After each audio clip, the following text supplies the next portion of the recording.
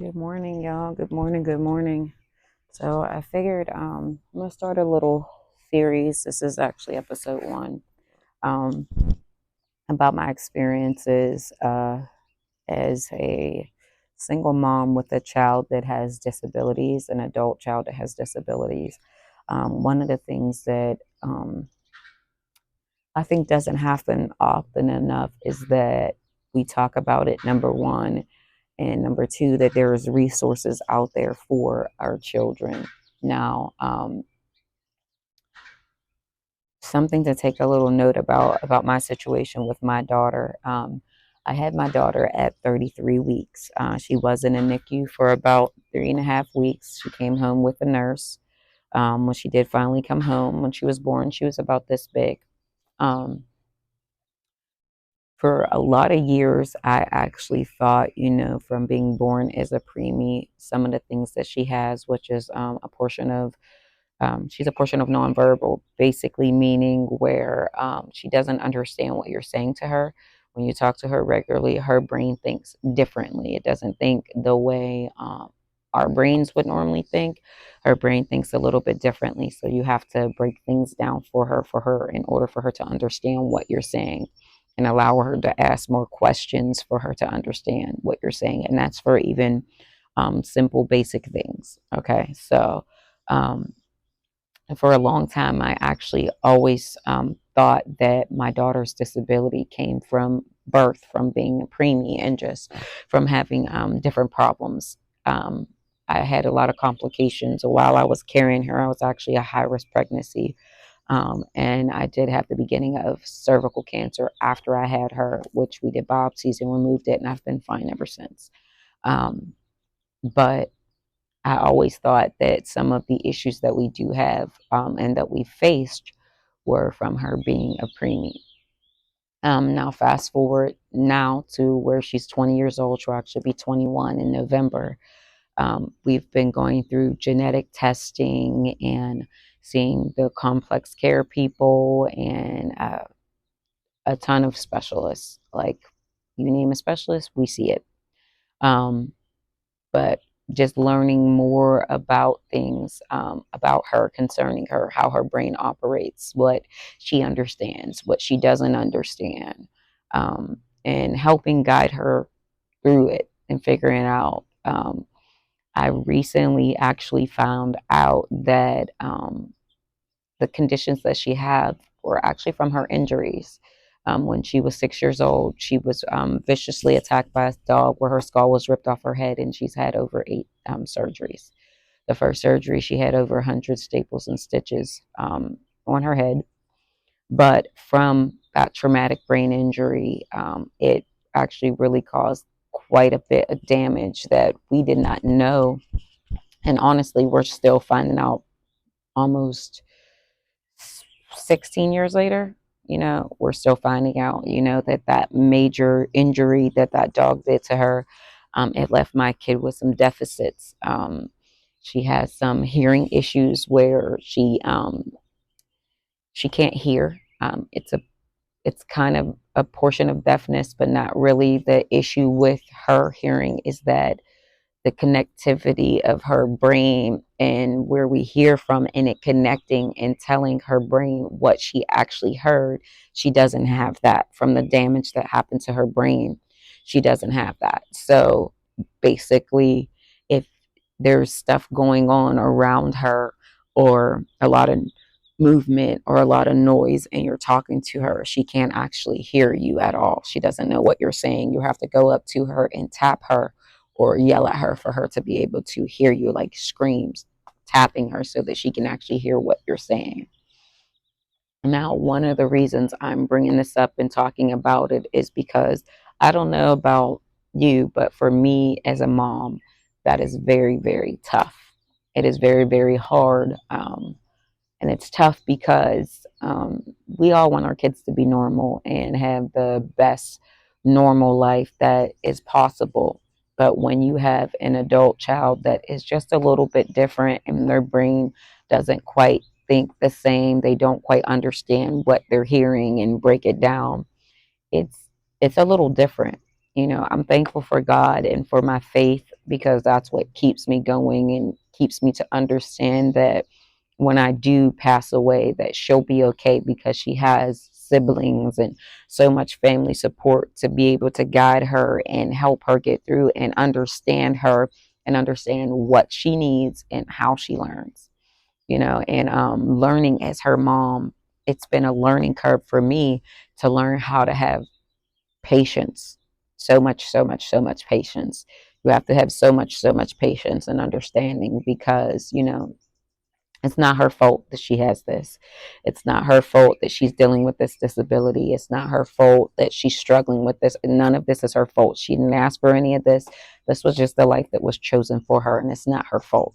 So, teaching her that and helping her love herself and her disabilities and learning how to just maneuver and manage life to still be able to do the everyday things like date, go out with friends, drive, cook, um, just do a lot of wonderful things.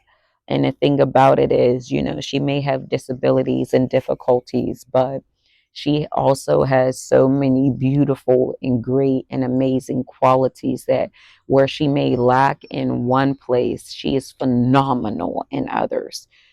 She has given herself so many goals and she has surpassed them. She spent 3 months in the hospital. She got septic from eating a salad at Wendy's and spent 3 months, literally every single day for 3 straight months. We were in the hospital. And it was rough. It was rough. She spent her 16th birthday there. She spent Christmas there. She spent Thanksgiving there. It was rough. But we figured out how to get through it, how to help her, how to get her connected to the doctors and people that specialists that she needed to be connected to, how to go and look for more answers to figure out the best way to give her, honestly, the best life possible. And going through that time, she was in high school. So, of course, being in the hospital for 3 months, you don't really get to do schoolwork, especially when you're sick. She would still try to do her schoolwork and try to be okay. But, she definitely struggled. And I was really grateful just to see that she didn't fail and that she still passed that year and that she still made it.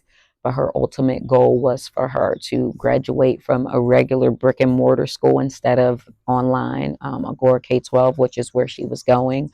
Um, but to go back to Norwin School District and walk the stage. And my baby did just that.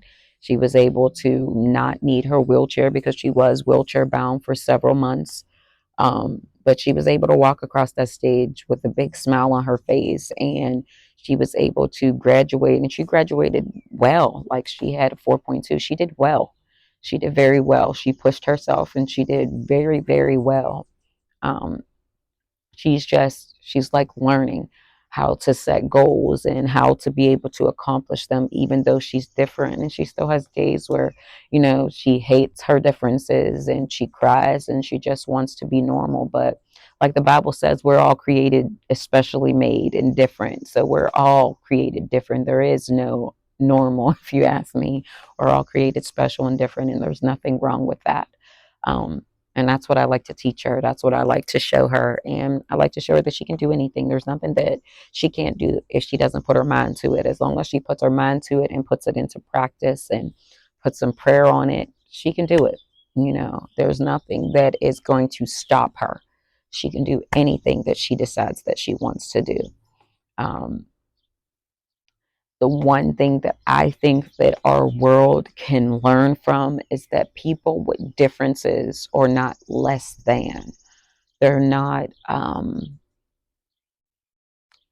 just because they're not what the world says is normal, doesn't mean that they should be treated poorly. Some things that have bothered me through this process is just seeing colleges and high school not be equipped for a child like her, or not have things in place for a child like her. So we have things in place for normal children who operate and do things normally, but children who are a little bit different, who need a little bit more help, who are a little more special, we don't have specific things in place to make sure that all of their needs are provided for. It's just unacceptable to me. It's one of my biggest pet peeves, is just to see that these type of children that are different don't have things in place for them. But a normalized child, and I have normal children, they do. Our world needs to change in that aspect. We need to be able to set these children and young adults up for success and not for failure. The same way we set up any other young adult for success. Why are we not doing everything that we can? Yes, there are laws there that are supposed to protect them, but do they actually, in real time, do they actually protect them? Do they actually help? For instance, my daughter's been in college, and this has been her first year. It has been, I mean, essentially hell. And one of the reasons it's been hell is because the person who is in charge of disabilities, I've been trying to contact this woman since my daughter started at Pitt Greensburg. I've sent her my daughter's 504 plan, her IEP. Nothing has been set up. I sent documentation from the doctors. I even requested documentation. Nothing has been done. Nothing has been put into place. How do you call yourself over children with disabilities or young adult with disabilities, but you do not take the time to put things into place and do what needs to be done so that they are successful? That's simply unacceptable, but that is the world that we live in continuously. If you have any type of disability or you're not normal in any way, you are frowned upon or looked down upon or made to be like you're looking for the easy way out or you're looking for a little bit of help. And that's really unacceptable. It's like that because of that's the way our world has been taught. The same way if my daughter needs to ride in an electric scooter in Walmart, we have older people saying smart or nasty comments and teaching their kids, oh, they're just lazy, not knowing the degree of what's going on with that child. If they're in that scooter, they're in it for a reason, not because they choose to be, not because they want to be, but because their body has said this is what they have to do right now. So I'm hoping in this series to teach people how to be better towards children and young adults like that, how to have more compassion and more understanding for children and even young adults. It's not easy to be sickly continuously, chronically sickly, or to have mental deficits as well as medical deficits. That's not an easy road. So if it's not already easy, our world could be more kinder. The people in it could be more kinder. We can teach our children to be more kinder. And if you don't understand something, ask, educate yourself, get education, look into it instead of putting your mouth on something you don't even know anything about. That is just kind of unacceptable. And I'll tell you, as for me, I don't tolerate it, period, from anyone. You will be called out if I catch you, period. If you don't like it, that sounds like a personal problem. I'm going to be real with you. I don't care about it. I care about what's right and what's fair and what makes sense. I care about respect and being respectful to one another. If I can show you respect, you can show me respect. It's simple. But, anyways, I just think people need to have more compassion and more understanding for people who are different.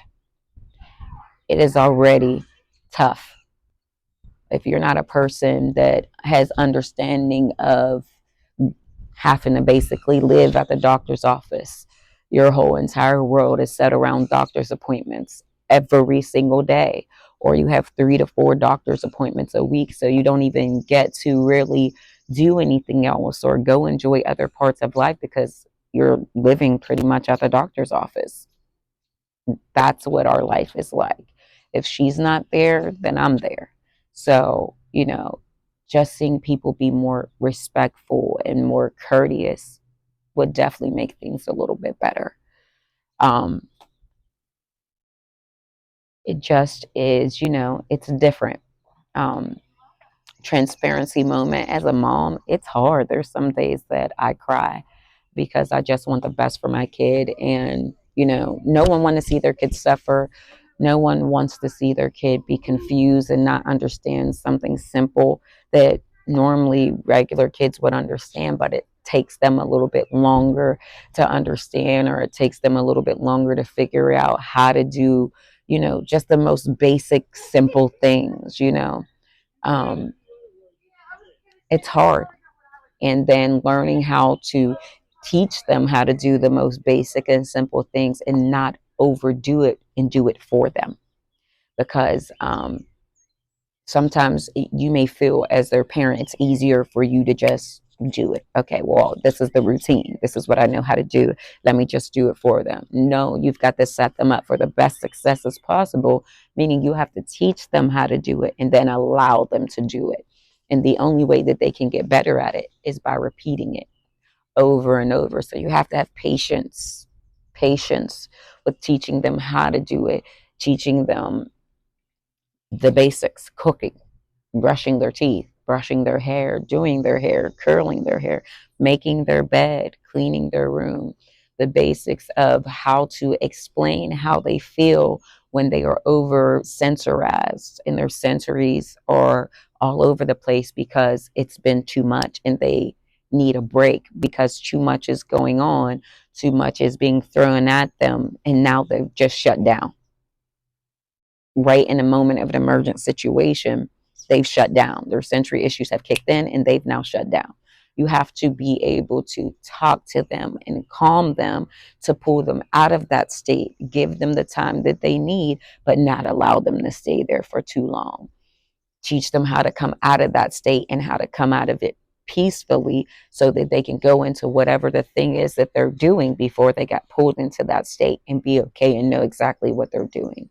Teaching them how to deal with the hurdles that life throws at them because they're different doesn't mean that life's not going to throw every hurdle that it would throw at you or me or even any regular individual.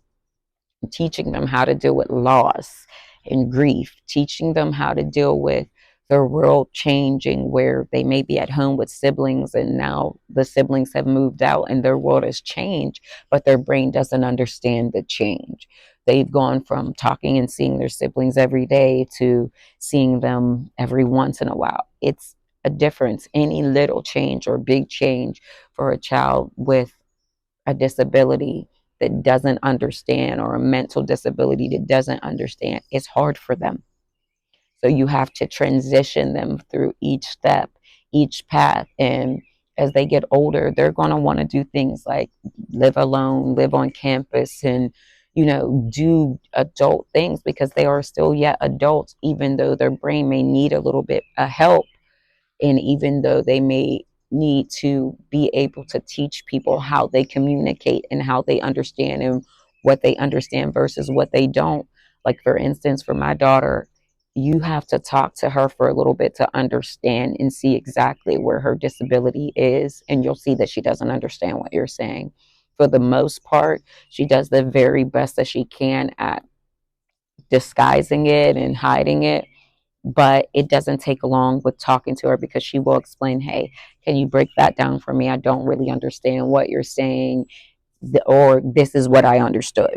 Is this exactly what you meant? If not, can you break it down for me in a different way? So, her being able to just live in this world and figure it out even when I'm not around, has been one of the hardest things for her and for us. Right now, she is so used to me telling her everything she needs to do. So if I'm not here and I don't tell her, she doesn't do it because her brain just doesn't tell her to do it. With the attack, it hurt her short term memory. So she doesn't keep things in her brain very long. I have to like reiterate or remind her over and over, or put little sticky tabs on the door or around the house, or send her little text messages or little videos of things just to remind her just everyday simple things. Her brain just doesn't do that anymore. But we are learning and have learned ways to work around it to still help her so that she can still have, what is a normal life for her. So, It has been honestly a difficult transition for both of us, especially from a baby to a toddler to a teenage to preteen to teenage now into young adult. It has been a transition, and each step has definitely been different, but it's been fun and interesting, hurtful and scary, exciting and nervous, all of the things that you would think it has been. It has definitely been. Um, but I'm grateful for my daughter, even the way I love her, the way that she is. Um, would I want her to be healed? Absolutely. Absolutely. Every day I pray for it every single day. And one day I believe that it is going to happen. But I love her just the way she is. Even if she's not, I will still love my baby the way that she is. And I will be doing everything in my power to make sure that she has the best, most amazing, filled with everything that she can ever hope for, travel and adventure and all kind of beautiful and wonderful things. I will definitely make sure that she has those, and I do the best that I can to make sure that she has those. Am I perfect? Heck no. Do I fall short all the time? Do I get frustrated sometimes? Yes, all the time. I get very frustrated because sometimes it can be frustrating. It can. Um, but you just gotta know when to shut up and just pray and just do the best you can and take it one day at a time. Sometimes I take it minute by minute, sometimes second by second, sometimes hour by hour. Sometimes it can be overbearing, especially if she's in a state of panic or in a state of she's been over, her sensories have been overloaded and she's now in panic mode and she's not sure why she's in panic mode. It can take time to pull her out of that space and place. It can be very hard, and it can make you as a parent want to stand up and fight, like, why is my baby like this? Like, what happened? Who did it? And, you just have to be calm in that situation and be supportive, be there, you know, hear them out, give them what they need. Like, she's not a person who is overly communicative or even communicative. She's learning how to use her words, as I like to tell her, and communicate what she needs. Tell me or show me what she needs. She's learning how to do that. She's learning how to trust, and talk to people because she wasn't very open to that or open to talking to a therapist. I believe in therapy. I believe in having someone to talk to, having someone to hash your thoughts out with can be very helpful. Two brains, in my opinion, are always better than one. But she's just gotten to a place at 20 where she's ready to have a therapist and be free to talk to them and tell them how she feels. Before, she wasn't open to that. She didn't want to do it. She just wanted to talk to her mom. She wanted to tell her mom everything. And as much as I want to be everything to her, reality is I can't be. I'm not always going to be here. So I can't be everything to her. I've got to set her up to, if I'm not here, she can still have a very excellent and successful life. And that's something that I have been every day learning and scribing for and trying to figure out because, it is a scary feeling to feel that, well, how is she going to survive if I'm not here, if I'm the person who is her everything? That is very hard. But that is why it is very, very, very, very important that us parents teach them how to survive without us. Because if we don't, we are not helping them at all. We are not. And I am a parent that is not your typical regular parent. I am a parent that suffers in my body. I'm a super sickly parent, unfortunately. I have a brain tumor that I've had since I was 20 years old. I was diagnosed at 20. I started having my children at 16. I have three daughters and a beautiful granddaughter. Um, so I've been sick a long time. I've been sick since I was 16, even before I started having kids. I've suffered in my body and had different issues in my body. I deal with something called gastroparesis, which is basically my small intestines, my stomach, the bottom of my stomach is paralyzed, so it doesn't pass food through it like it's supposed to. Um, And my daughter actually deals with that as well. We have feeding tubes. We both have feeding tubes. I have a GJ tube and she has a G tube. Um, we're both on the same formula now. We were on different formulas, but I kind of been switching her to the same one I'm on each time. Um, I find a new one that is better, that has better qualities for both of us, for our body, more superfoods, more things that give us a healthier diet, a more plant-based diet that just would help us do better. I do have major allergies, honey and corn and all forms of corn, even derivatives, the corn trees, whatever. I'm allergic to it. So it does make things different for me. I can't really eat anything that's not plant based or home cooked.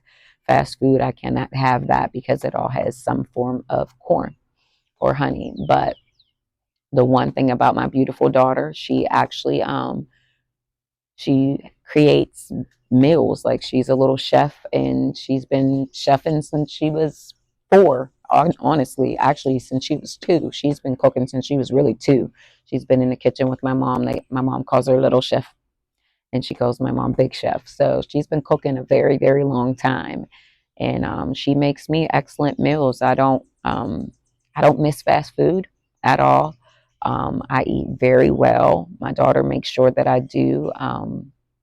She makes me homemade cakes. She actually created her own baking powder, which is corn and honey free, which we are working on patenting. Like I said, even though she may have disabilities, where she may lack something, she is very gifted in other areas. And one of the things that she is gifted in is cooking and coming up with creations that are not here to make things for me so that I can still have yummy stuff, basically. So, I appreciate and love her for that and love her passion of cooking, love to see her passion of cooking and what she loves to do with it. And I'm excited to see, where she goes with it in the future. I'm excited to see her baking powder on the shelves of Walmart and Target and major bakeries across the world, honestly. So I'm really, really excited for her. Um, but yeah, I just wanted to get on here and talk about that. This will be, episode 1 of, transparency and what it's like to, have a child that has a disability, a child that is different, that, will be dependent on a little bit of help. But I just believe one day she won't be. I know that the doctors are saying that she'll always be dependent. I just don't believe that. So, um, thank you guys for watching. If you definitely like the video, please like it, share. Also subscribe so you'll see whenever I post more videos. But this will be a series. I don't know how many episodes we will do, but we're going to do a series. I will have some episodes on here where you'll see her in the kitchen baking and what she does with that. You'll see her in her element with her service dogs because she has multiple service animals. She has some for health and she has some for her um, emotions as well. Um, you'll just see her in her happy place. You'll see her in her good place, bad place. We'll probably share good days, bad days, just a good mix so you guys can see what it's actually like. I'll probably even bring her on to see if she wants to share anything, on what it's like for her and how she feels. And, you know, maybe we'll do like a day in the life so you can kind of see what it's like, what we go through in a day, what we do, our medicines and how we hook up to our feedings and stuff like that. We'll probably share some stuff like that. But I definitely appreciate you guys for watching and hope you like the video. And like I said, I just want to be transparent. This is not easy. It's hard. Whoever said it is easy is definitely a liar. It's hard. Parenting is hard at every stage, whether you have normal, regular kids or you have kids with disability or you have a good mix. Parenting is hard. It's very, very hard, but it is so rewarding. And honestly, it's worth it. It's worth the reward. So yeah, I'll see you guys in the next episode. Thanks for watching. Peace.